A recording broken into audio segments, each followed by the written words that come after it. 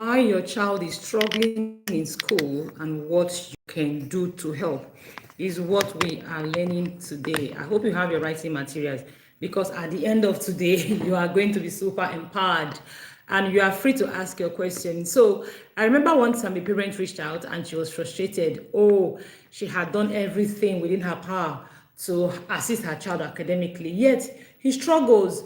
And the most one that annoyed her most was the fact that she had registered him for an online class, this you lesson and the likes of them. She had registered him and he was still struggling. Meanwhile, he had other relatives who were also taking the same U lesson. Was it U lesson or one other one like that? But in the family of U lesson, online platform. At the end of the those ones were doing well, they were getting results, but for her child, her son, she was not getting results, so it was frustrating, and that was her complaint. One of the things I told her was that, see, the very first things you want to do as a parent, whatever it is your child, whatever struggles you have with your child, whatever your complaint is, the very first thing you want to do is you want to understand the why behind it. And I remember telling her that when you are sick, you go to the hospital. What does the doctor do? They tell you to go and run a test. Why do they run a test? So that they know exactly what is happening. So as a you know exactly the real reason, the original reason your child is struggling academically, you are better able to help your child. But if you don't know that reason, you are just going to be assuming and all of that. So today is all about the real reasons your child struggles academically. When you know the reasons, then you are going to know how to help your child. So again, I hope you have your writing material with you because it's about to get empowering for you. Okay, my name is Enimia Orebo, and this is the Visionary Parent with Enimia Orebo. And of course, this was brought to you by the Visionary Parent Academy, an academy where parents come together, parents get empowered to parent with confidence, to parent with knowledge, to parent with skills, where the guesswork is taken away, where you have clarity, you know exactly what you are doing. Where you have struggles, you feel free to ask questions. Where you have questions, you feel free to ask questions and seek solutions, where we are always with you. And guess what again? Is a vibrant community, very vibrant community, and we meet every single day. And every day you get empowered.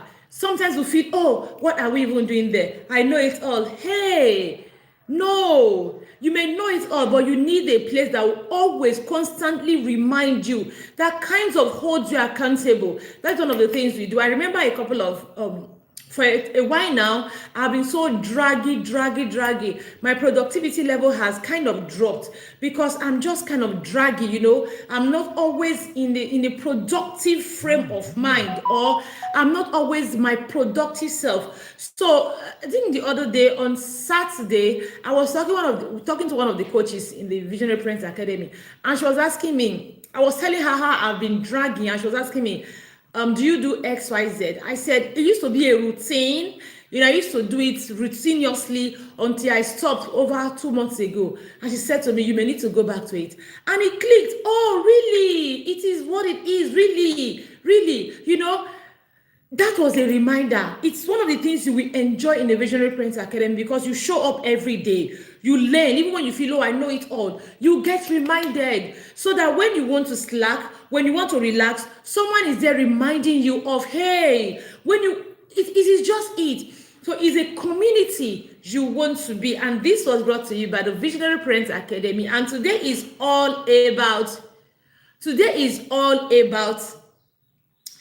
understanding why your child struggles academically. Now, remember, it's our challenge for this month in the Visionary Parents Academy, which is open for the public.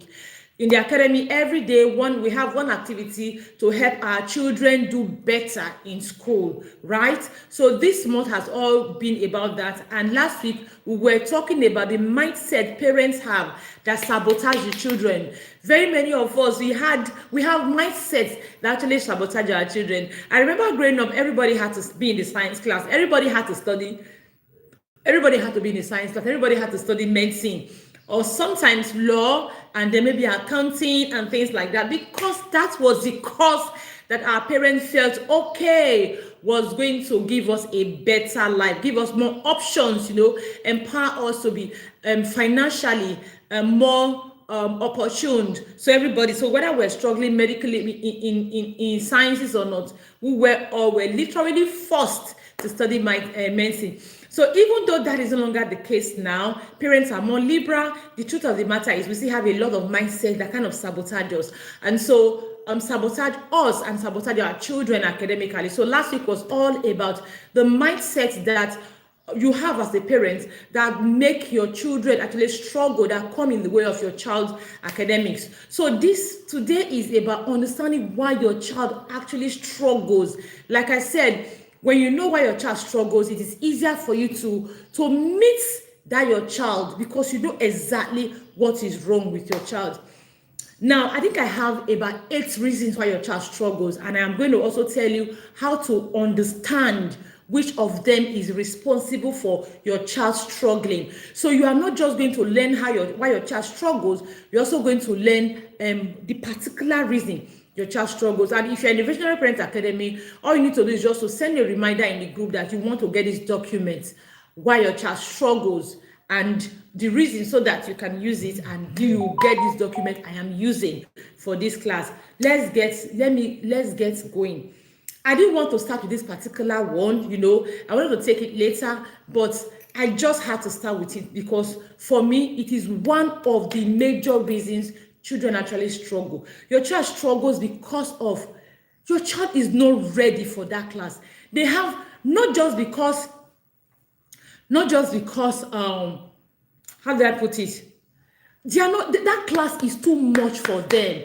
Now, this happens a great deal, especially when I was in Lagos. You will have a 9-year-old child in a GSS1, and this child is clearly struggling. The child will be in GSS1. I used to wonder, what is the matter with parents? Like, the child is not ready. The child is too young for that class. It is not even about age, because we know that for a fact that there are some children who are 9 years. We've read them before. We've seen a lot of them. They will say a 14-year-old studying medicine, surgery, and all of that in advanced countries. We've seen them. That's genius children. We understand that. But hey, we have children. See, let me say something. Let me make something clear to you parents watching me. Good afternoon, ma. Thank you. Sorry, I didn't start 12 noon because we usually start 12 noon. School just resumed yesterday, so I had to get something sorted out my children's school. By the time I got back home, it was already I was already running behind time. Okay, so do you know that there are some children, I don't know which of the footballers, that Ronaldo or Messi, that I read one time that, he was just a child playing on the street where somebody discovered that he was good at football. Yes. So there are some people that are good on musical instruments. Some people, they can dance. They have this flexible. Their body is very flexible. Some people, when they sing to you, oh my God, you think it's a nightingale that is singing. Some people are naturally gifted. When it comes to academics, some children are gifted naturally. I remember back then in the university, my cousin's friend had someone in his class who we were told that he was never even in class. He was never, ever in class. He was just highly responsible. He would smoke. He would go about with women, do all sorts of manners. But guess what? When it's exam time, everybody will gather around him. They will call him, come and revise with us. What do we do? This one. Even though he was not someone who was, you would say, who was studious or who took his academics seriously. That was it. The boy came up with the 2-1. And I believe if he had actually taking an academic a bit more seriously, if he was committed to it, he probably would have made a first class or even had made an absolute grade. So some people are naturally gifted. You cannot compare that person to your child because you have your neighbor's child or your child's cousin or your sister. They have their child 9 years old in GSS1. You feel your child should be there. You feel it's a standard. It is not a standard. It is not a standard. For some people, mental maturity actually comes with their age. So for some people, your child needs to be a bit more mature to be able to grab what is going on in the particular class. So it is not like one cap fits all. Every child, once you are 10 years, you must be. It is not so. Some children, they are not ready. So if you have a child you are pushing, if you have a child in a particular class, one of the things you want to check, a parent was telling me today that, okay, the child, I think is 11 years or so, she did well she didn't do well in school, she did badly in school, but the school promoted her, they gave her promotion on trial, but she decided that the child was going to repeat that class. So she made the child repeat. At the end, she said, they just resumed yesterday, she had to literally force her to go to bed because the child was like, the child was not taking her academics, like the school just resumed. She's already seen the effort she's trying to put. Now it is because maybe it's not necessarily because she was asked to repeat. That may be part of it, but she's growing a bit now. She's more mature. So for some children, they need to mature. They need a bit of mental maturity. So for parents, pushing children, pushing. I don't know what you are pushing them to. Thank God University is 17 years old before your child can get an admission. So please, if your child is struggling in a particular class and your child is not is not an old woman, an old man, don't push them. I beg you, don't push them. It is better your child is 12 in GSS1. It is better they are catching up. They are able to meet what they are doing in class. But your child is 12 in GSS3 and they don't know any jack. What happens is, I've said this over and over again. If you've been following me for a long time, you will see that I keep repeating this thing. See, what happens when a child struggles in class, is not something you want to experience, because the teacher is under pressure. The teacher is angry, will pick on that child. Everybody in the class will pick on the child. Before you know what is happening, the child low self-esteem is dropping to number 0 because the child is being pressured. And you know what? When the child comes back home as a parent, you employ private teacher for the child. You use lesson for the child. You take your time to explain to the child. You do everything. And at the end of the day, the child is not grabbing it. The child is telling himself or herself, what is even wrong with me? I'm not good for anything. I'm not good enough. See all my classmates. They are doing very well. Even my classmates that nobody takes their time to teach them, they are doing very well. What about me? That my parents are making so much effort. I am still struggling so much. That means I am not good. I'm not good enough. There is something wrong with me. That is the mindset your child has when you force him. And guess what? Your child will grow with that mindset. Their self-confidence 0. For some children in school, they either become withdrawn, they start sulking, they easily feel intimidated, or some, they will just want to hide under rebellion. They become rebellions. You see them bullying other children. They are just, let me use the word, anyhow. They are doing anyhow all over the place. Not because they are actually anyhow children, not because they naturally are rebellion, but because they are just looking for a way to cover up what they are going through. They're looking for a channel to let out some kind of energy they feel inside. So if you're a parent and your child is in a class they are struggling so much, I beg you, you're not doing the child a favor at all. And you are not parenting for anybody. You are not in a competition with anybody. So even if everybody in the whole world, let them put their children in SS3 or SS4 or SS5, that shouldn't bother you. That shouldn't bother you. Nobody will care tomorrow to come and ask you, your child was 13 in GSS1. No, I don't think I've ever had to answer the question of how old I was in GSS1. I don't think I've ever had to answer the question of how old I was in a certain class, So your child, because you are not parenting for today, it's not about today. It's about the future. It's about when your child becomes independent, when your child is faced with life, when you are not there. The strengths, the character skills your child is building now. So nobody will come tomorrow and ask your child, how old were you when you were in primary 3? How old? Nobody will. So please, I beg you, the self-confidence your child will build now while they are still in school will go a long way to help them. So the first reason is parents rushing your children. You see your child's report card, 40. 30, and the school will say promote, you will promote. Really? I saw one recently on Facebook. If I wasn't using this particular phone for my video, I would have read it out. I think the highest the child got was 44, and that was only in one subject.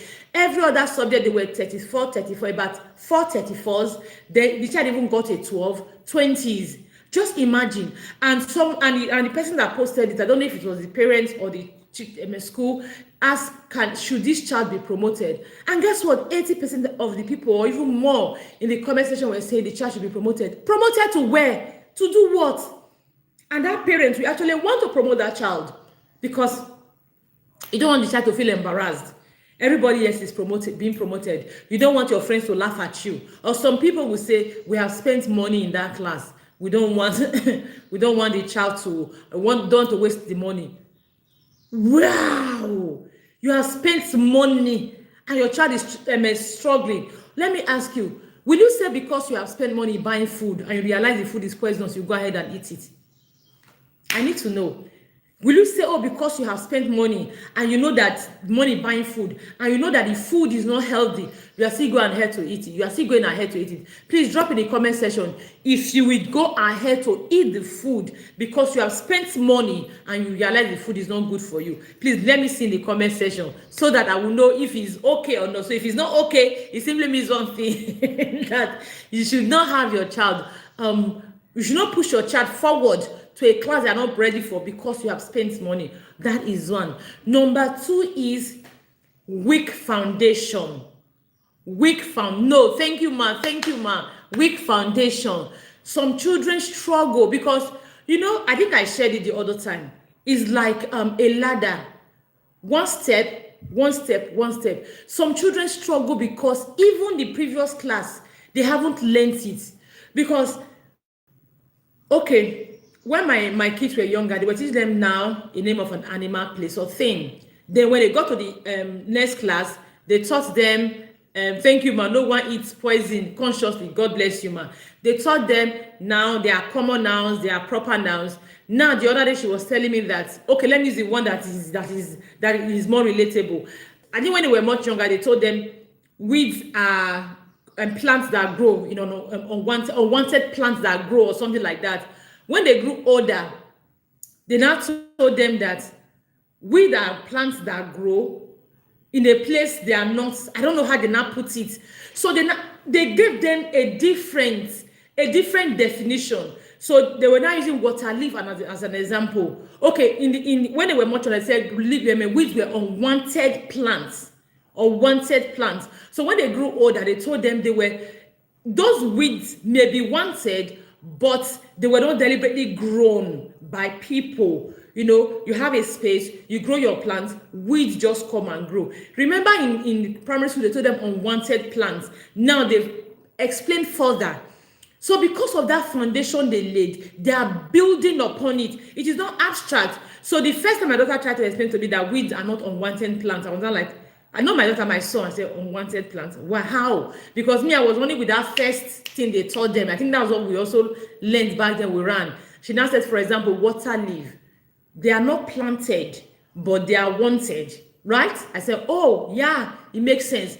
So that is how they build upon it. It's just like the child learns to write 1, 2, 3. Then from 1 to 3, the child takes it further. From writing 1 to 3, 1 to 10, the child knows how to write 11. The child knows how to write 20 something. Now, if the child doesn't understand 1, 2, 3, telling them to go and write from 100 and above, they will struggle with it a great deal. So it is what happens to very many children. That foundation is not solid, is not firm enough. They do not have the foundation, so they just jump somewhere. And it is not a child's fault many times. Some teachers, they teach in abstract. They don't know how to break it down so that the child will learn. So because of that, when the child doesn't have a foundation, when you are trying to build upon it, imagine a child who did not have a foundation, a proper foundation who had a weak foundation in primary 1, then primary 2, you are trying to teach something else. They have passed primary 1, now primary 2, they are trying to learn something else. It is going to be a lot of struggle. It is going to be a whole lot of struggle because they don't know the basis. What's that? Sorry, please. Because they don't know the basis of that thing. So that is another number two. And how do you know your child has what is it called, weak foundation? One, missing the basics in reading, writing, or math. That's a simple one. You see them, they are struggling so much. You just know that so you realize that you have to go back. Instead of you to go forward to teach, you have to always go back to start teaching the basics. Maybe when you want to teach something, you ask the child, okay, maybe you want to teach, let me use the word, you want to teach division, for example. You don't teach division without multiplication. The child, first of all, learns multiplication before the child learns division. I think that's the order. Yes, the child learns multiplication before the child learns division. So you now realize that you want to teach the child division, the child is struggling. So you're now going back to say, okay, do you know 2 times 2? And the child is saying no. Then you realize you have to go back to start. Just as you teach addition before you teach subtraction. These are in order, because one builds the foundation for the others to be laid upon. So if your child is struggling, one, I said, missing the basics in reading, writing, or math. You see children jumping, struggling. Maybe a school now, they don't use is it phonics, they call it blend. They don't blend their words. They just use sight words, sight method of reading, like what we learn to read, AT, AT, AS, as, as we learned. You see the child, that means the child will now depend on rote learning. They depend on memorization. So how many can they memorize? Now, this is why children these days, they read earlier than when we read. If you remember, we did not read as early. Today, you can see children 3 years old. I can say that 3 years old, some of my kids, 3 years old, 4 years old, they can confidently read.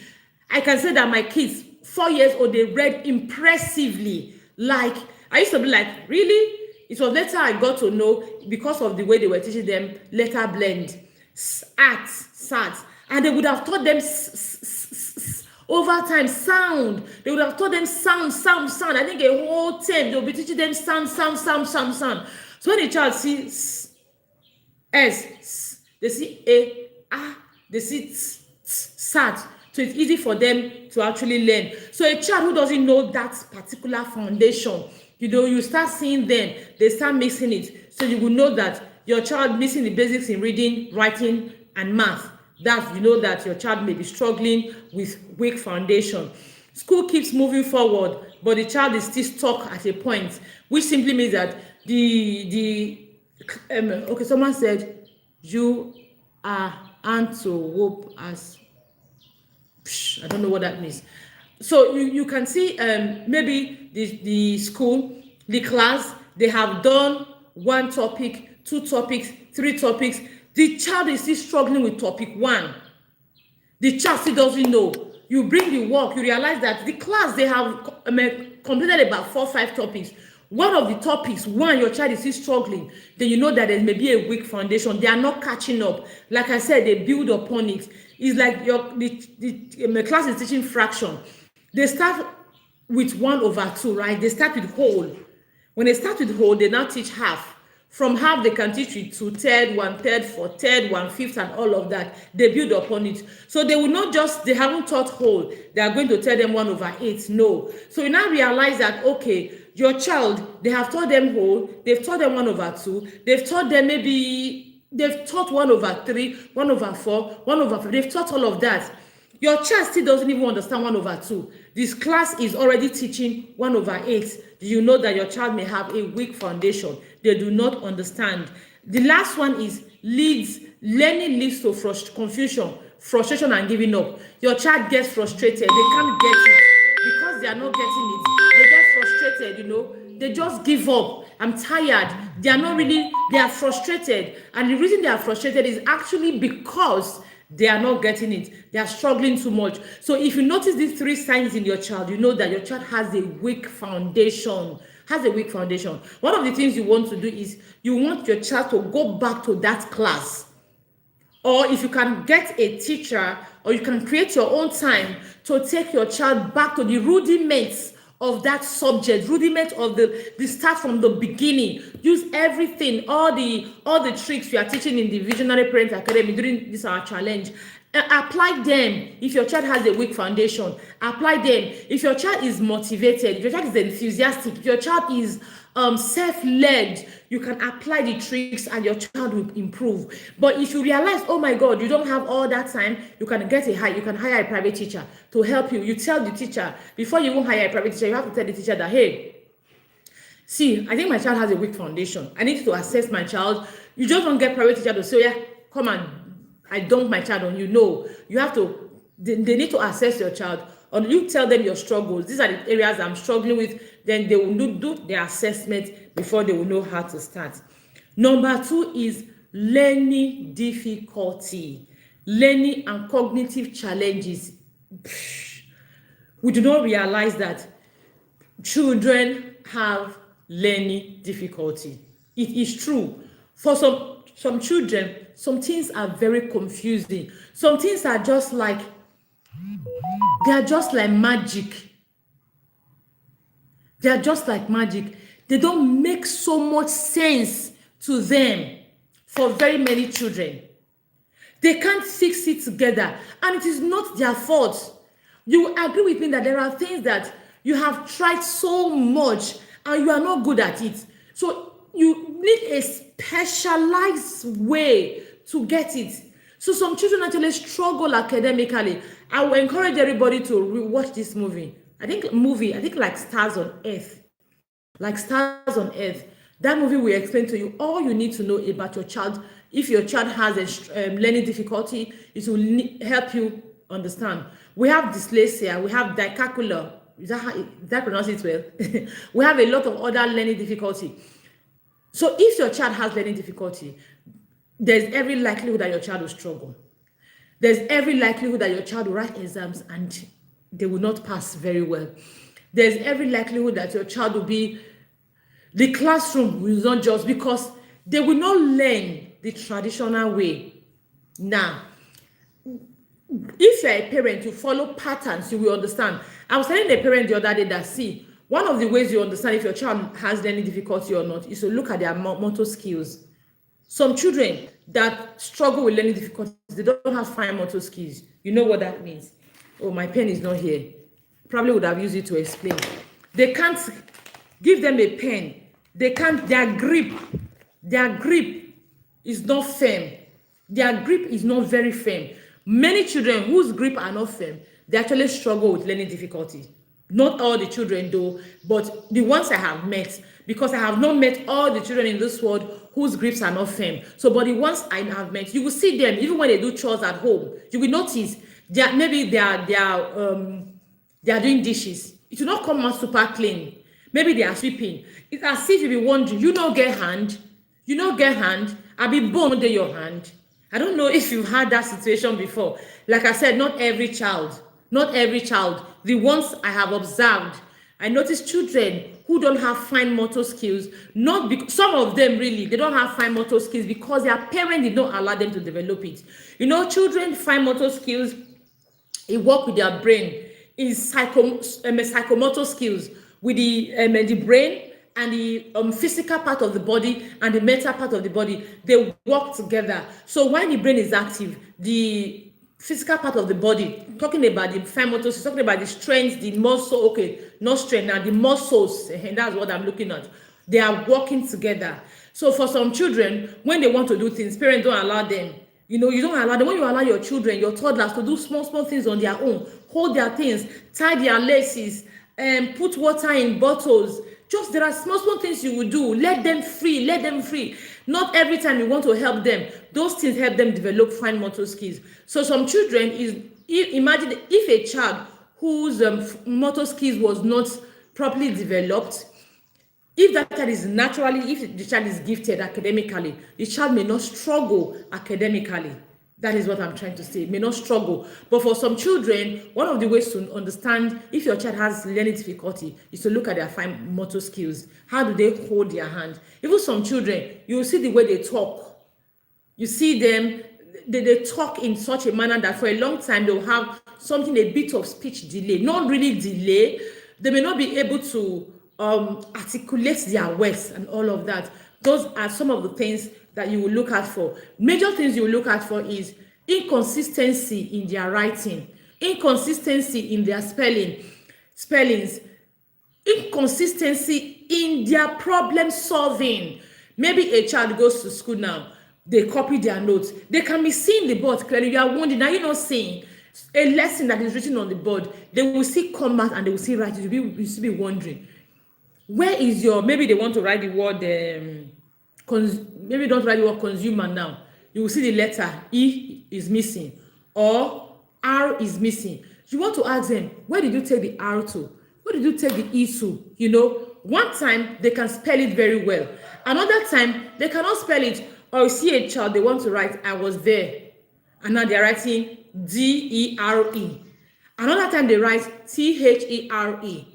You know, so that inconsistency in spellings, not as if ordinarily they can spell it, but sometimes, many times, the thing is just not being spelled well. That will help you understand that.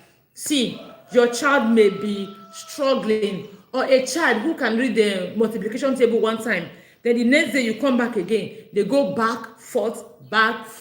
They will tell you 2 times 2 is 4 today, tomorrow is a different thing. You want to be sure that your child is not struggling, doesn't have learning difficulty. For very many children, we need a system that actually understand them, because there are different other ways they can actually learn, and they are very artistic.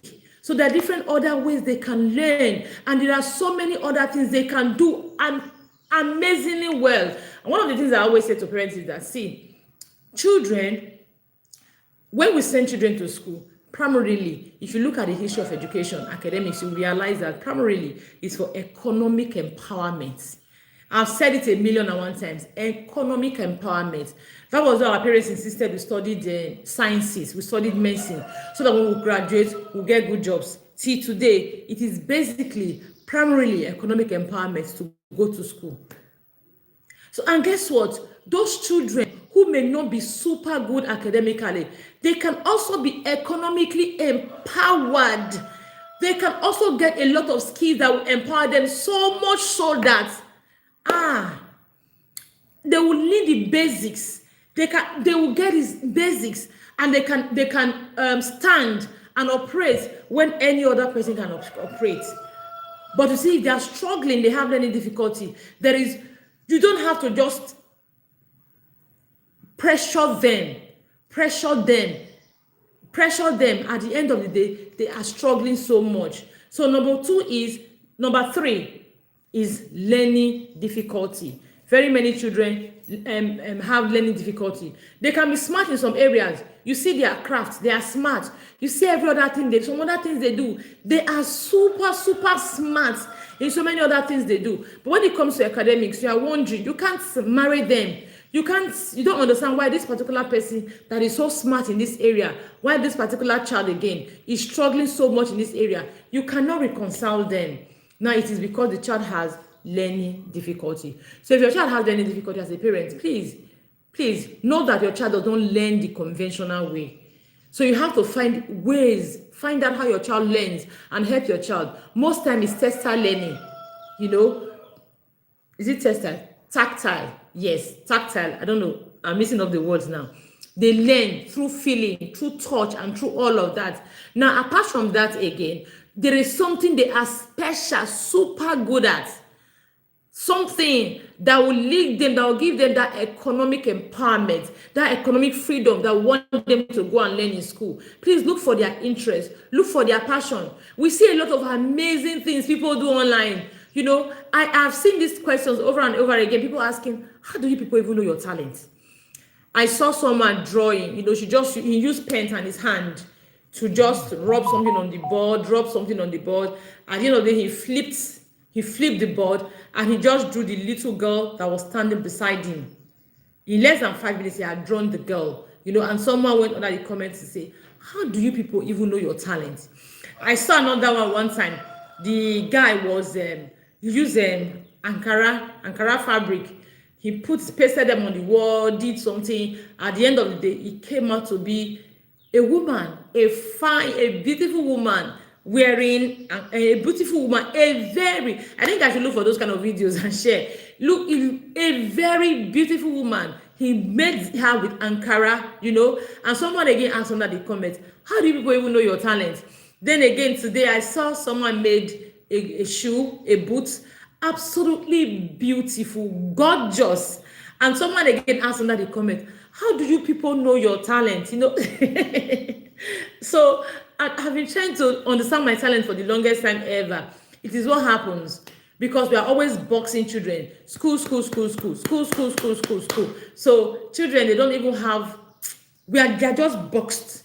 They're just boxed. So those opportunities, they can't think on their own. They can't imagine things. They can't get creative. So they are so limited because of that. And for all we know, those children that we are forcing, we are boxing, they may actually have something so grave. It's not as if they will not go to school. They will go to school, but we are not going to break them. We are not, because by the time we now break them we are trying for them to learn, we want them to pass, we want them to come first. By the time we break them, when they come out, they are so broken that they will think they are not good at anything. So they will come under someone else's comment and be asking, how do you know your talent? Because they are so broken, they are so self-unaware, they are no longer authentic because we have broken them. So children who actually have learning difficulty, there are 1,000,001 things they can do and they will excel just like this. So instead of us to break them under academics, we should just give them opportunity to discover themselves, to understand what they are good at, and we help them build that. Even that thing they are good at even be a source of motivation for them to do better academically. I think that's number 4 now. Number 5 is that number 4? I think that's number 1, learning. Okay, that's number 3. Then number 4 is emotional and psychological barriers. Yes, talking about emotional and psychological issues. We don't realize how these things actually affect our children. When you have too much high expectations, you pressure your child. At the end of the day, I remember one time my husband told my son that if you got so and so grade in school, he was going to give him a gift. He came to me and said, Mommy, please, I don't want the gift. I said, why? He said, that gift puts me under pressure. Instead of me to be thinking of my books, I'm thinking of the gift. So it's distracting me. So it is counterproductive. I said, wow, really? To them, okay, just do your thing. Nobody's giving you any gifts again. You get my point? We don't realize these things. Some of us, our children are not, they are not bold enough to talk to us. Some of them don't even know what to say. They don't even understand themselves. They don't know what goes on with them. So they cannot come and share anything with us. Low self-confidence. This is a very big one. When you have pushed your child, I was talking about, imagine a child. See, a lot of the things we do, we think we are motivating these children. We are not helping them. It's counterproductive. Now imagine a child who is struggling. Maybe the child has a weak foundation. Or the expectations is too high. The child is in a class they are not supposed to be. You hire a private teacher. You register the child with ULesson or any other online class. You buy all the textbooks. Teachers are teaching. The child comes back home, you teach. At the end of the day, the child is still struggling. The reason the child is struggling is maybe the child has any difficulty, or the child has what is it called? The child is the expectation is too much, or the child has weak foundation. What do you think will happen? Like I said, the child will feel bad. They will think I am not good enough. They'll be wondering what is even wrong with me. At the end of the day, that will affect the child. It will go a long way to affect the child. So when they see their questions they are supposed to answer, they already feel defeated. They remember how many times they have, and the teachers they will be upset. They will label, they will nag. And you as a parent, no matter how intentional you are, no matter how emotionally intelligent you are, one day you get frustrated. You wonder, what is it? And at the end of the day, these things will accumulate. They will gather in the child's mind. And then when the child sees, when it's time to go to school, the child is already feeling defeated. When the teacher comes to class, the child already feels defeated. The child already feels defeated, you know, that psychological and emotional barriers, issues. We also have stress. Stress. This is why I was talking to a parent the other day. I said, there's one thing parents do. It's not just this parent I was talking to.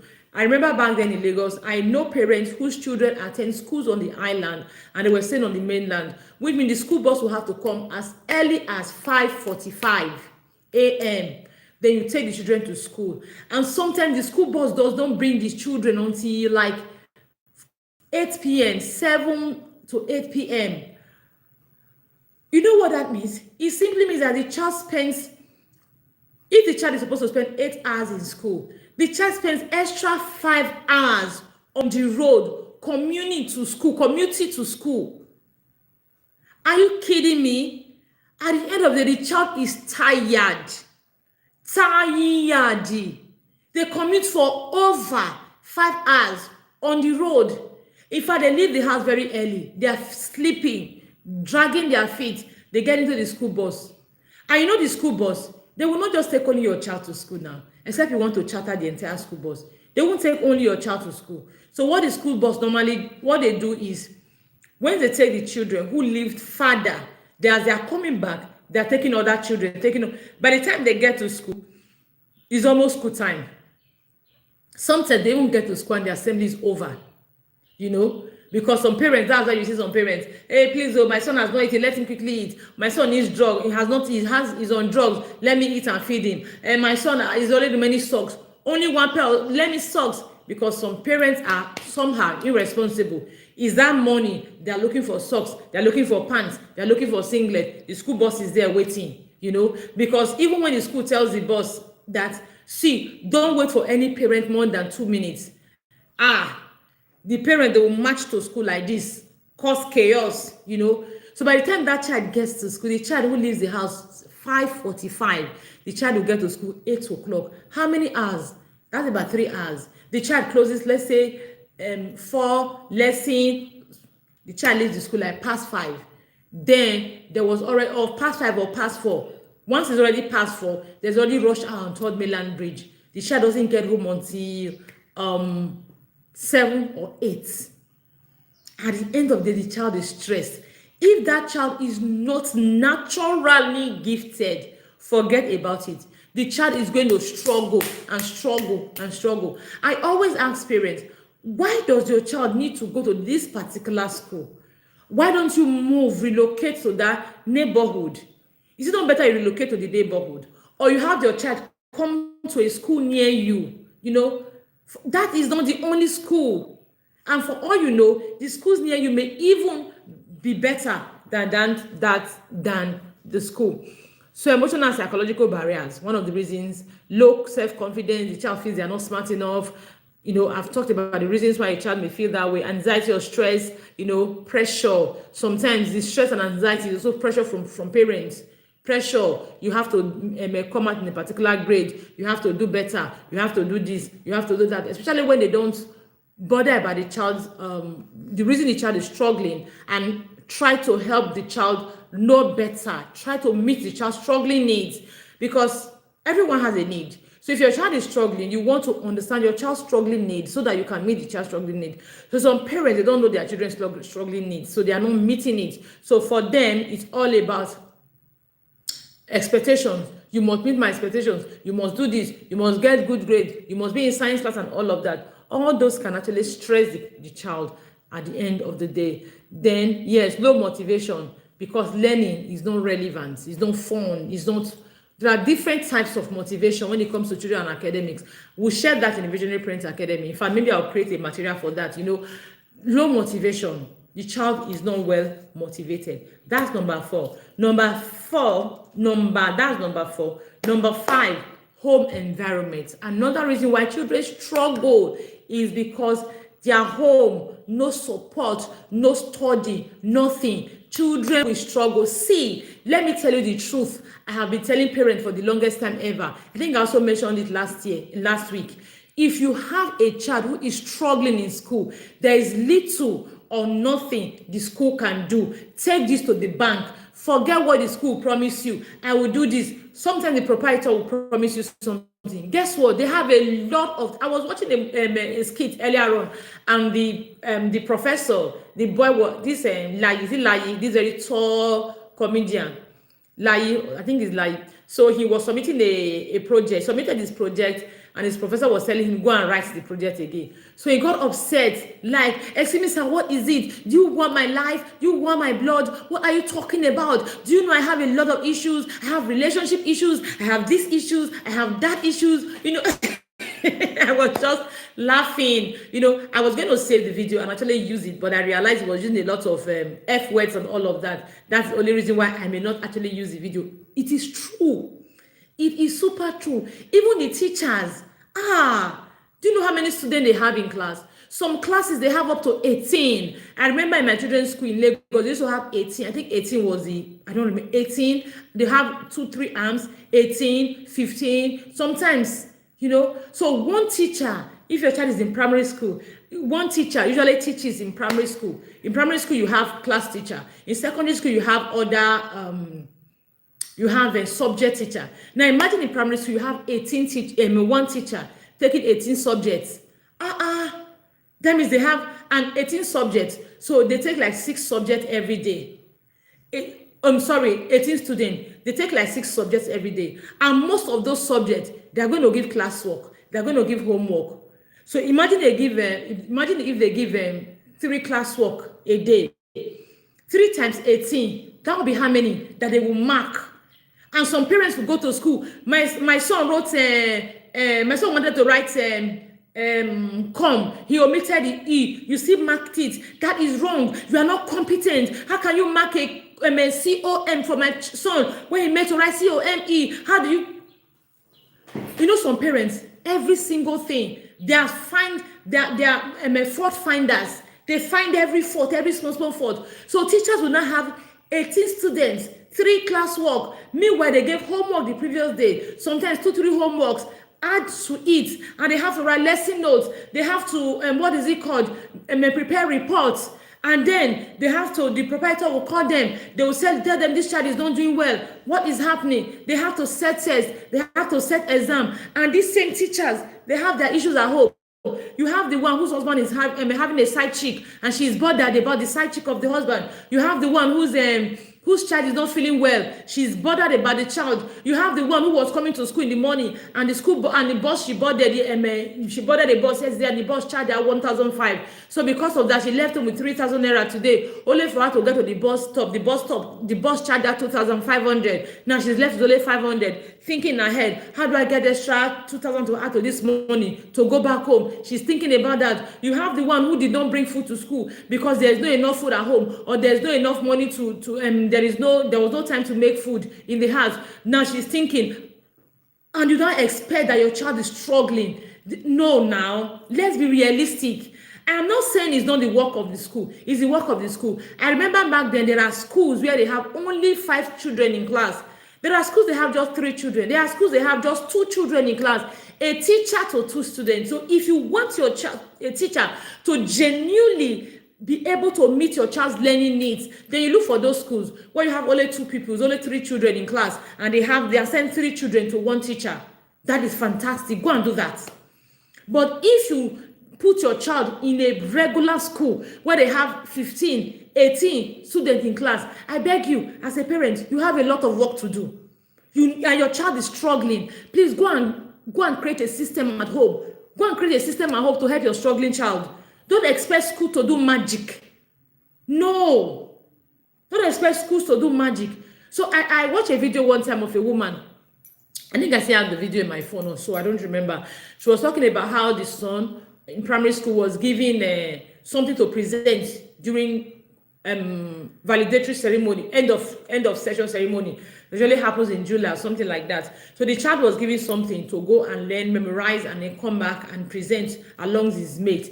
So I think the child told the mom, and the mom did not take it seriously and said, go and meet your teacher. You know, that was how the child left. The child never bothered the mom again. So the child was surprised that like 2 days to the day of the presentation of the occasion, the child came to tell her that, oh, mommy, I was dropped from the presentation. And the parent, according to her, the first thing she said was, why will you be dropped? You were never dropped in Jesus' name. And then she went on to say, and who else was dropped? They mentioned the child mentioned a particular child, and she knows that child is struggling.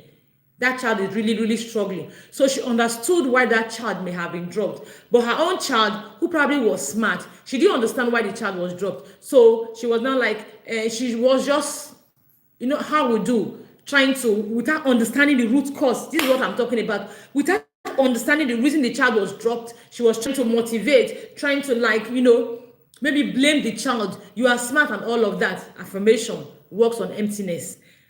Doesn't work on emptiness, rather harsh. She wanted her affirmation to work on emptiness. So she went to school the following day. I'm like, why did you drop my son from the presentation? And the school told her that, see, about how many weeks ago, your son amongst other children, they were given this thing to go and learn. They were supposed to come and present it. But your son till now doesn't know how to say his lines, which simply means he did not learn. The woman felt broken. That was how she realized that, she actually said, I have failed my son. That was how she realized that she had failed her son, that she did not do her part. So that is what I'm talking about. This school cannot really think of the workload the teacher has. I'm not giving an excuse for them. I am not giving an excuse for the teachers. But the truth of the matter is, if your child is struggling, I remember my children's school back then in Lagos, it was also something to be presented. I think it was a dance, Igbo dance. This particular boy wanted to dance Igbo dance. He was excited about it, and he was amongst the people that were dancing it. At the end of the day, he wasn't allowed to dance. And the boy felt sad and went home to tell his mother. So during the PTA, the mother brought up the issue. Why was his son dropped? And the proprietress told her, Claire, we don't have time to be teaching each child how to dance, We don't have time. So if you were so interested in your child dancing, what you would have done was to have taken the pain, the extra time to teach your child at home, so that when your child can dance very well, when it comes to school, your child stands out. It is the school. It is the truth. Very many schools, they ride on the wings of children who are gifted. They ride on the wings of children whose parents support from the home. They ride on the wings of children who are easy for them to teach. So when they are going for competition, they are not going to bring a child who is struggling to go for competition. It is the one who just has a little work to do, and they push the child to do the work. That is, they just push the child a little. They just have a little effort, because they cannot be everywhere. So I hope you are getting it. So home, one of the reasons children struggle is because they do not have a structure home. They don't have, the home environment doesn't support them to bring out the best, doesn't support them to learn.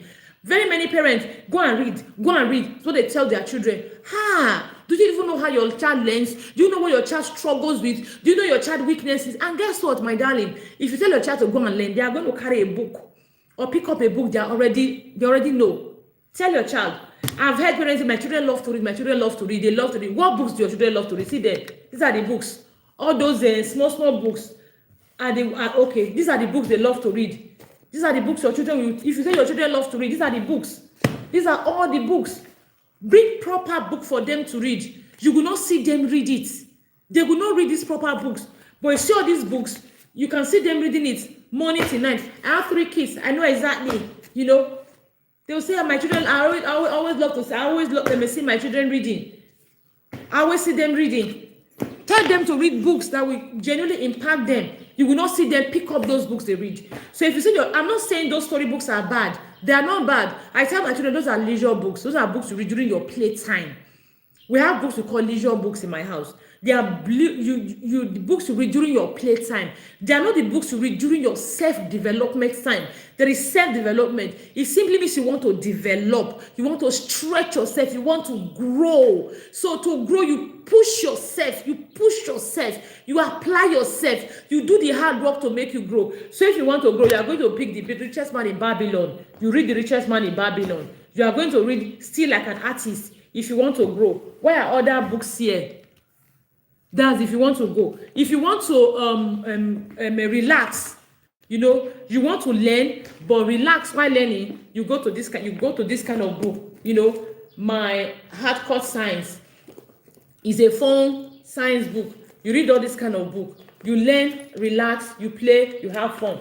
But if it's your leisure time, you say, oh, the sun is too much, I don't want to be under the sun playing, then you go and pick all these Chief Coco's Bicycle, all those books they read in school, Journey to the Divinatiae, Wish All Stars, and all of that.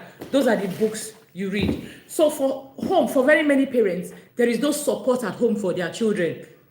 When you don't provide support at home, your children, they will struggle. And you cannot provide support when you don't understand what your child is struggling with. Now, this is why in the Visionary Parent Academy, if you're in the academy, you would remember that our fifth challenge was to understand our children's support, take their report card, look at the grades one by one, then ask them, find out what are they struggling with, where is their area they are struggling with. You understand that, you look at their grade. If it's a school where they return reports, they return answer booklets back to you. When they return the answer booklet, you are going to sit with your child. You look at them. Okay, these are your struggles. Maybe your spellings are not consistent. Maybe you have articulation issue. Maybe you did not even understand the question. You were answering out of points. Maybe you understood the questions. You did not have articulation issue. You were not following instructions.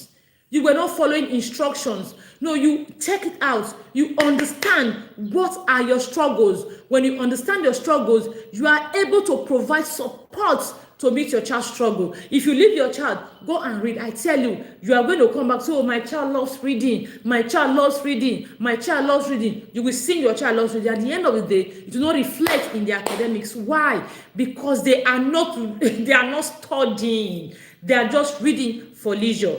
So home environment. And another thing about home environment here is too much distractions. Too much. I don't see why television will be on, daddy will be watching news or whatever it is, and you expect children to stay and be doing homework or and be reading. Homework can even still fly. But reading, how on earth does it work? I've heard parents complain. My husband says that he's out all day. This is the only time he has to be at home, watch television. Nothing can take that time away from him. And I've also heard mom say, that's the time I watch my Z Word. I tune it down. Are you kidding me? Once you have a child, you've agreed to have a child, you must make a lot of sacrifices for your child.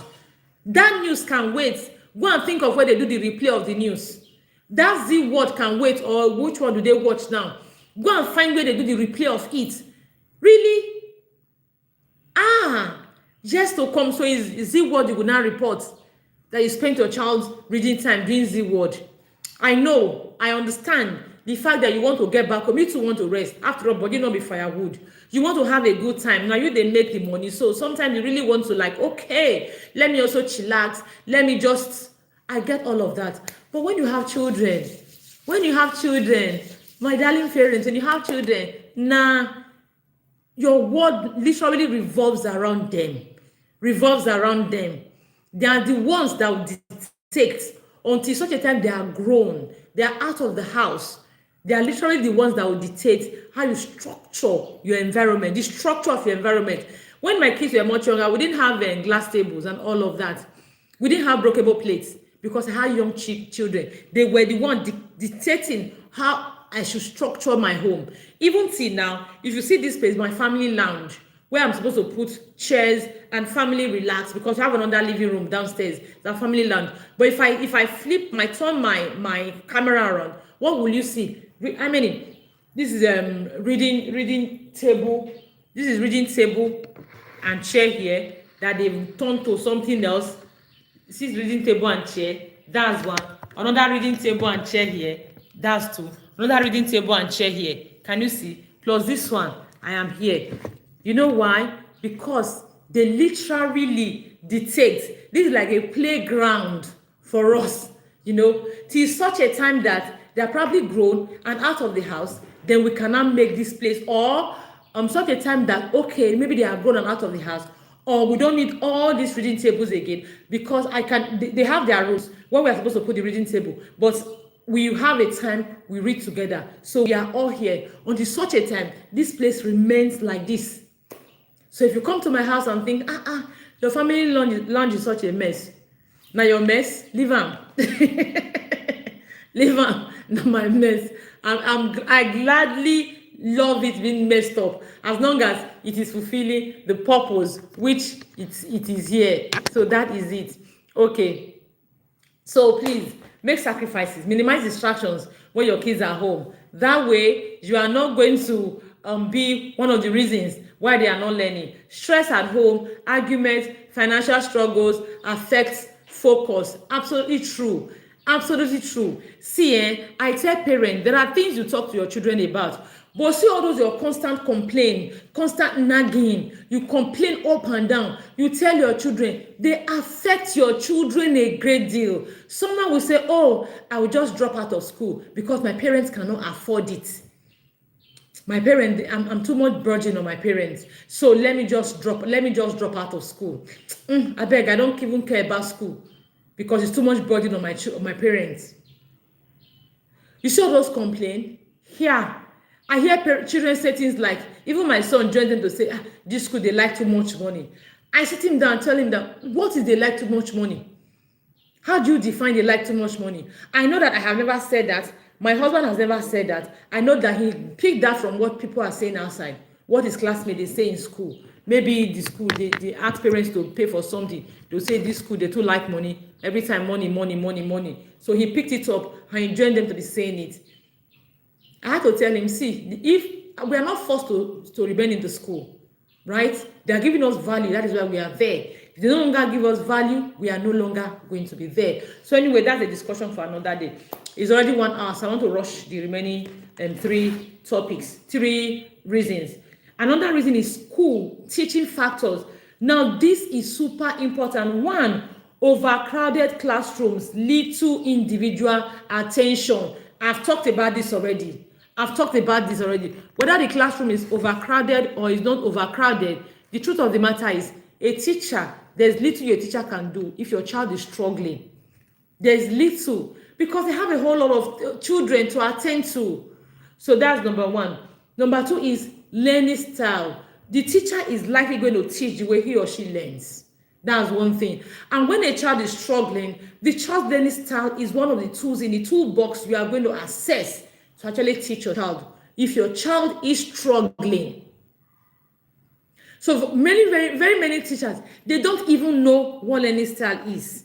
They don't understand how, some know it, but they don't know how to use it. I remember when I still was in Lagos, I used to teach from school to school, teaching manners and etiquette to children. I would ask teachers, why will you be teaching and you sit down? You're not supposed to be sitting down. Children learn differently. How can you be teaching and you just sit down like this? Really? You teach with your body. You teach with your mouth, with every part. I said, if you have an auditory learner, they are hearing your voice. The way we are turning into music, into songs, into music, making it rhyme, you are giving them small things to make it rhyme. I said, if you have a visual learner, the way when you write on the board, the way you will write on the board specially, you can even highlight with different markers.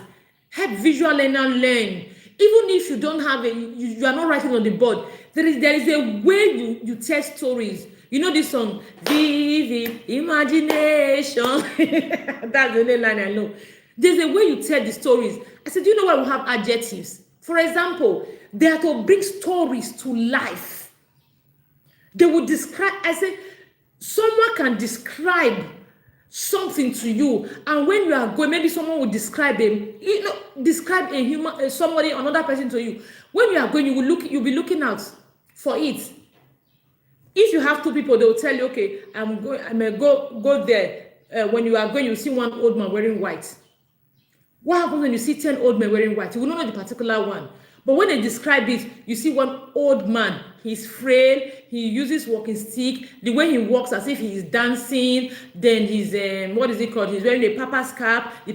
There's a way it will be enriched with words. At the end of the day, that thing, it's easy for the person to pick. I say, even when you are telling stories, there is a way you will use visual appeal and it will sink. The child will not forget. So you are teaching, you just sit down. I understand you are tired anyways. You will just sit down. No. Take one or two tough subjects, topics, subject the children struggle with. When you want to teach it, when you want to teach it as if, I don't know how to put it, explain, demonstrate, do all you can. For some children, the school is really boring. Teachers just teach as if they teach abstract things in abstract ways. They don't bring it to life. Nothing at all. I remember it when I was teaching my children verb, for example. I was wondering, why were they struggling to understand verb? So when I now told them that verb means you are doing something, you are doing anything you can do is verb. Can you do rice? You cannot do rice. So rice is not verb. What do you do with rice? I eat rice. Is it something doing? Yes. When you say verb is an action word or a doing word, it simply means something you can do. Some teachers, they will just say verb is an action word or a doing word. That is all. The children are meant to memorize. Again, weak foundation. They are meant to memorize. So when they memorize, the children cannot identify them. They cannot identify them because they have not understood it. The same thing as adjective, adverb. They cannot identify them, because they will just memorize. That is it. So school contributes a great deal to children struggling. When the teacher doesn't meet the child's learning style, when the teacher just teaches as if they are teaching, that's why when I'm teaching, even my children in school, my teenagers in church rather, when they want to start an argument, I say, see, when you want to argue with me, it's okay, but explain as if you are teaching a 5-year-old. Break it down so that we don't struggle to understand. We are on the same page. Everybody is carried along. Even my children, I tell them, when you want to teach someone something, if the person doesn't know it yet, it simply means that you have not taught it. Teaching is not you just coming to repeat some things. No, teaching takes place when learning has taken place, because learning is the evidence of teaching. So which simply means that teaching requires you to be patient, to be repetitive, to be detailed, to break it down into the smallest, finest bits, to meet that child's needs. But unfortunately, like I said, this is not very realistic for teachers. It's not super realistic for teachers. Okay, so let's go on. Negative teacher-student relationship. This one, we know this one. We already know this one. When children, they have poor relationship with their teachers. They have very poor relationship with the teachers. It affects how they learn. I remember my husband would say something about one teacher back then in school. I think that his math teacher, they were not particularly friends, and that affected him initially until I think that teacher was gone or something. Then the next teacher that came was better, and he realized that I'm actually good at math. No, it was because of his relationship with the former teacher that it worked against him.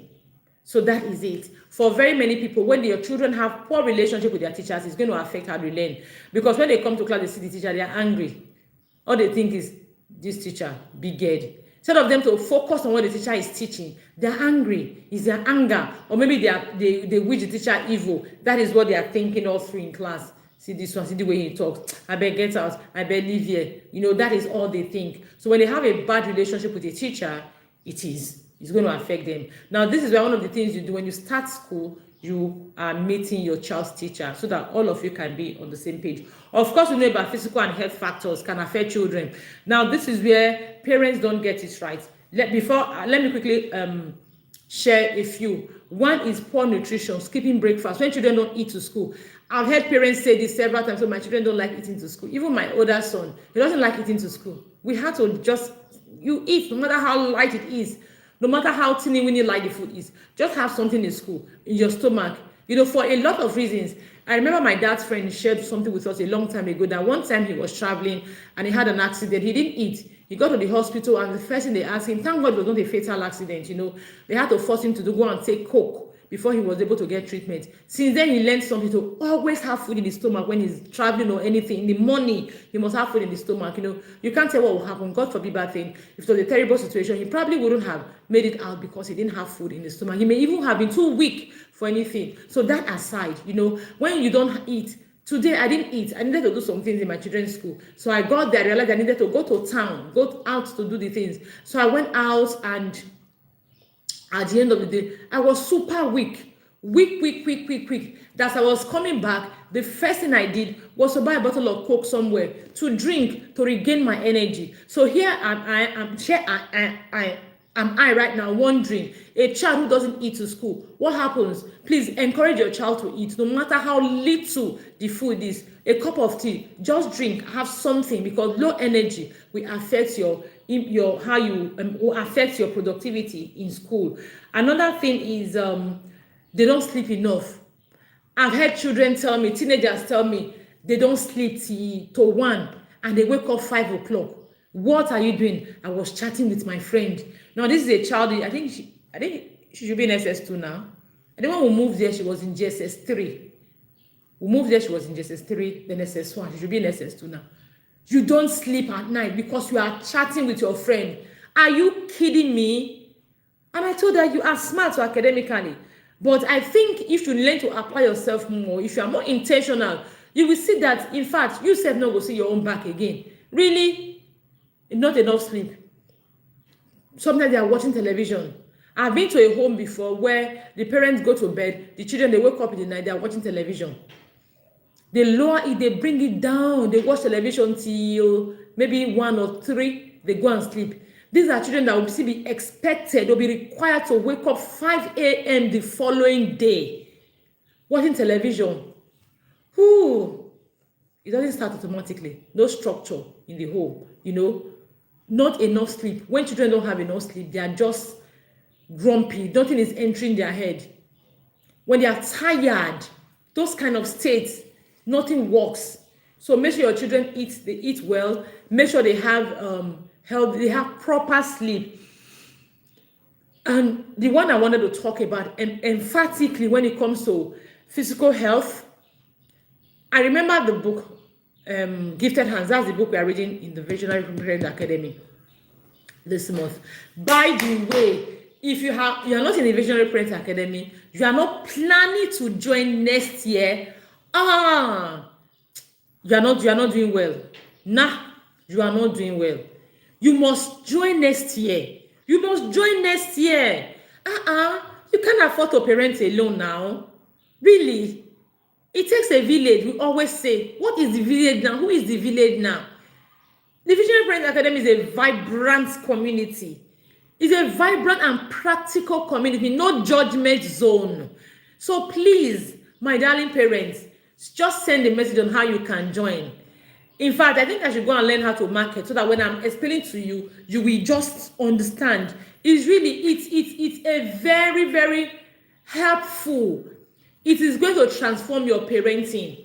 That is a guarantee. In fact, it's a money back guarantee. It's going to transform your parenting. So please send a message on how you can join. We are closed for this year, but next year we're already taking registration. Please join us. Join us for the sake of your children. Your children will thank you later. So if you read the book Gifted Hands, you remember the very first thing that helped Ben Carson to do better in school was when he got glasses. When his mom got him a set of glasses. That was the very first thing. He got a D. From F, he got a D because he wasn't seeing, they realized that he wasn't seeing the board clearly. So what does that tell you?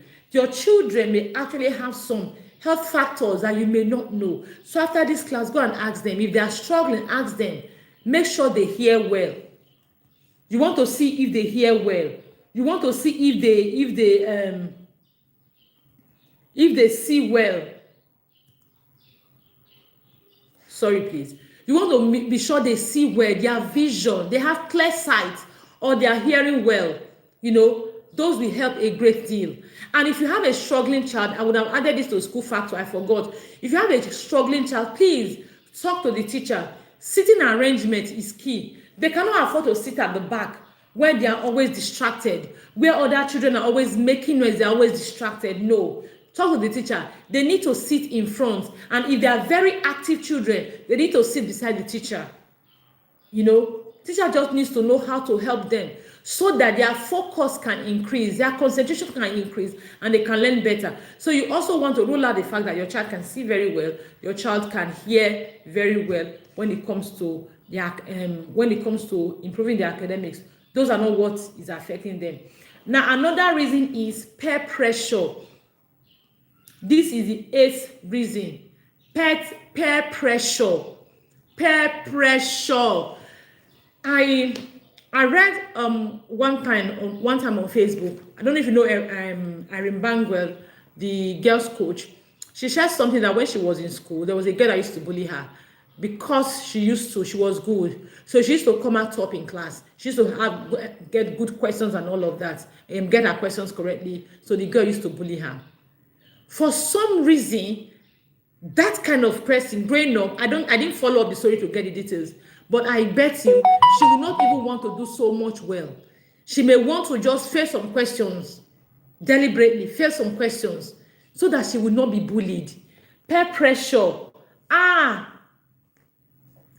it can reduce your child's confidence. What is it called? Self-confidence can cause low self-esteem. I remember one time my son, my 8-year-old, he was 7 then. One day, the older brother went to school to pick him. And his classmates told his older brother that Christoph is always answering all the questions in class. He's always coming out first in class. He's the only one in class. Tell him to stop coming out first so that another person can come out first. 7 years old. So when my son told me, I said, initially I was like, this children's talk, I beg, but when I sat down to think about it, in the Visionary Parent Academy, I always say it's not an emergency, right? Sometimes you don't have the answers on the spot. You may not have the answers right there. That's why you need to sit back, process. In fact, I think we have 4 steps we follow. One is process, before you proceed to answer. The 4 P's, is it 4 P's or 3 P's? I don't remember now. So when I got home, I processed it. I said, no, I know that me, as his mom, I've had to minimize myself a lot of times because I have people around me that actually feel intimidated, They just feel intimidated, they just feel uncomfortable. I'm not sure why. And this is me who actually feel I should be better placed. I should be in a place. I'm not in a place where I want to be. So there are people around me that because I don't want them to feel intimidated, I want to dim my light. I said, no, I don't want that for my child. I know it can be sabotaging. It will make you not achieve your full potential. So I have to call the HM. Excuse me, man, see what the child said. I want to think it was just kidding. But then I don't want my son to be bullied at all. I don't want anything. This is not a case of I'll let him handle it. I always talk about this in the Visionary Parent Academy. There are a million and one things they handle on their own. If they come to class to say one thing or 2 things, they come back home to share things. I just tell them, okay, you can handle it. Talk to your class teacher, talk to your HM. But this particular thing, I know that there are some things you don't leave for your children to handle because this is about bitterness, another child's bitterness. And you know what bitterness, envy, hatred can do. We know the Lekki issue now, that the child went to the lab to and put chemical in another child's water because she was doing better than him. I didn't just want to take chances. I had to call the HM. So imagine such situation. The child will not be afraid to do their best. They will deliberately struggle so that they don't intimidate their friends. That's one thing. Another thing is, when it comes to peer pressure, iron sharpeneth iron. Show me your friends and I'll tell you who you are. So your child, the circle they roll with, their friends also go a long way. So if they have friends who keep saying, squeeze is scam, I bet forget about school, and what do you know about school? Those friends will come a long way to impact them, to influence them. Oh, so let's talk about peer pressure now. Bullying, lower self-confidence, peer pressure, your child prefers fitting in, over studying. You know that. Wrong friends pull them away from learning. That's peer pressure. Please. So you want to see the kind of friends your children roll with in school. What kind of friends do they hang out with? Those kind of friends. If they are friends that are not serious, they'll come back home. They'll tell you certain things about their friends. In fact, my son has one friend that I say, mommy, he likes to speak English too much. Every time in class, he's always speaking English. There are some, they will say, oh, this is what they do, this is what they do. So they take their time, they explain to you. So as they're telling you, they tell you the friend's name, they keep telling you the people's name. By the time you have, now that school has resumed, when they start telling you the names of the people, start putting them in your head. Put them in your head, store them. When they finish telling you the names of the people, then as they proceed, you start asking them, where does this person sit? Where does this person sit? You are looking at their proximity, how close they are. Who did you go out with during break today?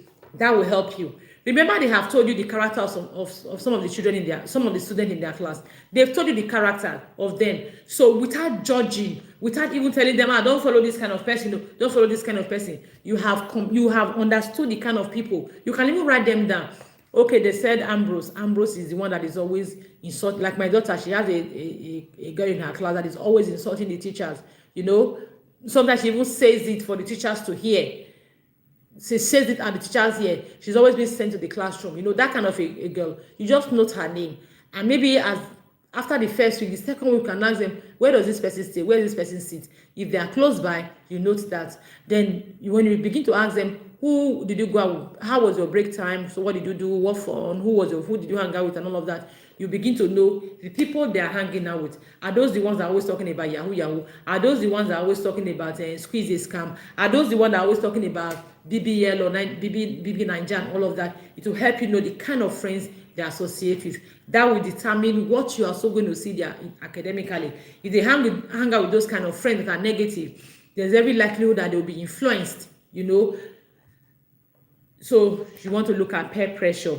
Number 9, lack of discipline and study habits. Lack of discipline and study habits. This is one of it. Procrastination. How do you know lack of discipline? One of the things that actually wrong with very many people, make them struggle, is because they don't have discipline. I tell my children that if you set your mind to it, all you need is discipline and you can achieve. Whatever you set your mind to, you can achieve it. The only thing you need is discipline. So lack of discipline and study habits can actually impact them negatively, make them study in school. Procrastination, one of the ways to know them. Procrastination, leave homework till the last minute. You will see them, they will not do homework until maybe, what is it called? In the morning, they are doing homework, or they get back from school, they are playing all over the place. When it's about time to sleep, they know they'll do homework. My 8-year-old, the first thing he does is homework. Once he gets back from school, in fact, he doesn't take off his uniform. He takes his book back and he starts doing homework. That's his kind of person. There are people that like things thorough. There are people that don't like to be in the bad book. That's the kind of person he is. He just wants, he is naturally disciplined. People like that. So during the holiday, there were some kids that also came here. So they will go for their lesson. They will come here and play with him and the rest of the siblings. I noticed one day like that, he came back and the next thing he was jumping up and down. What happened? Where is your homework? He said, I have not done my homework. Why? I'll do it later. I said, whoa. I told him, no, that's not you. This is not you. This is certainly not you. So he now said, okay, that's true. He went back to do his homework. So the other children, they were playing up and down. That's their cup of coffee. That is not you. So he went to do his homework that day. So lack of discipline. That is it. And that's most time low motivation, because they are not motivated. Because if you have the right motivation, if you know your why, you have a strong why, I tell you something, you are going to be motivated. Nobody will push you to be motivated. You have a solid why. There is a major reason why you want something done. You are going to be motivated. So when it comes to motivation, they don't have a strong why. So discipline is kind of weak for them, So they procrastinate. So know your child. If your child has discipline issues when it comes to school, when they have schoolwork, projects, homework or anything, they procrastinate. I'll do it later. Before the last minute, you start seeing them running helter-skelter. They are going to submit something today. They will tell you today, mommy, they asked us to do this thing today. And you are wondering, we are just coming back now. I'm not going to any shop to buy something. How am I supposed to get the materials you need to do this project and submit tomorrow? What happened to you telling us this particular thing all along? What happened to it? So they procrastinate. That tells you that your child lacks discipline and poor study habits. No structure no structures, no study, no time. This is from the home. They don't have a structured time. Like I said, my son comes back from school, the first in homework. That's part of the structure. I have known him even yesterday. That was the first thing he was doing. I have known him for that. Over time, come back from school, do homework. That is it. That has been it. No structure. Some children, they don't have structure. They only do homework when you remind them. They don't remember. Do you have homework to do? Some can even say, no, I don't have homework to do. You have to say, are you sure? Are you sure? And all of that. Bring your book, let me check. That shows that there is no discipline, no motivation. And for some children, come back from school every day, do your revision. They are not interested at all. They get back from school, no interest in going back. The next thing you hear, we don't have homework, and they dump their bags. No interest in going back to their studies. You don't have a particular study space. You don't have a particular study time. Then, easily distracted. Television is on. They want to put their books away to go and watch television. People are playing around. Their siblings are playing around who probably have finished their homework. They want to put their books away and go and join them. Lack of discipline. Lack of discipline can actually make your child struggle in school. It will make them not put in their efforts. They're not applying themselves. They're not putting in their effort because they're not even disciplined enough. So everything that will make them not learn, it is what they are doing. Everything that will sabotage them is what they are doing. Their interest in it they don't seem to be interested in the academics, And lastly, lack of interest. Lack of interest. Especially for preteens and teenagers, they are not just interested in academics. They can actually do it. They can get better. They can go from struggling to even excellence, but they are not interested. Some of them, people will tell them, oh, squeeze is scam. They've seen that being circulated, squeeze is scam, squeeze is scam. They've come to believe that indeed squeeze is scam. So they're not doing anything. They are not interested. After all, squeeze is scam. For some people, squeeze is scam. So they're not interested. They've been told squeeze is scam. For some, they've learned that, oh, I want to be a footballer. So I don't need academics to be a footballer. I want to be a fashion designer. I want to be a musician. After all, what's his name? Mark Zuckerberg did not complete school. Bill Gates did not complete his education. What's the other one's name? They did not complete the education. So school is a scam. After all, school, I don't need school. So they are not just interested. So because they are not interested, whatever you do is just almost a waste. They don't take it seriously. Now, these are the 10 reasons why your child may be struggling in school. And I also shared with you some of the ways you will identify the reasons your child has struggled, the particular reason. When you understand the particular reason, it will help you. For example, if your child's reason is a lack of interest, they are not just interested. You want to help them tie why they need to go to school. You need to help them tie it to what they are interested in. Let me give you an example. In the Visionary Parent Academy, there's something we do. There's a tradition we have that we call the family talk time. Last week, this Friday, it's every Friday we get a material, and this resource we get, we're supposed to use it to sit with our children to discuss certain topics with them. And most of the time, it's actually topics that actually borders around what we are doing for the month, because in the Visionary Parent Academy, every single month we have a topic. We are not just random, no, we are very structured, that every single month we have a topic we are dealing with. And very many times, the topics we are dealing with actually is connected, because the idea is, as we are empowering ourselves, we also want to carry our children along so much. So we use storytelling, we use reflection, we use a lot of activities, challenge, a short challenge, a lot of activities, toolbox and all of that can help our children learn. So this month that just ended, what we taught them was about the importance of school, the importance of going to school. So imagine if your child has one reason or the other for not wanting to take their education seriously, and you're in the Visionary Parent Academy and you got that material, you are going to use that material to lay the foundation of the importance of school, why they need to take their school seriously. Thank you so much for joining today. This was brought to you by the Visionary Parent Academy, and my name is Enimia Orebo. So what you want to do now is to send a message and ask us how you can be part of the Visionary Parent Academy, how you can be part of the community. We are the visionary parents with a vision. We are parenting with a vision because we know exactly what we are doing. We are not winging it. So you want to ask us how you can join us, and we'll give you all the details. See you next Wednesday. Bye-bye.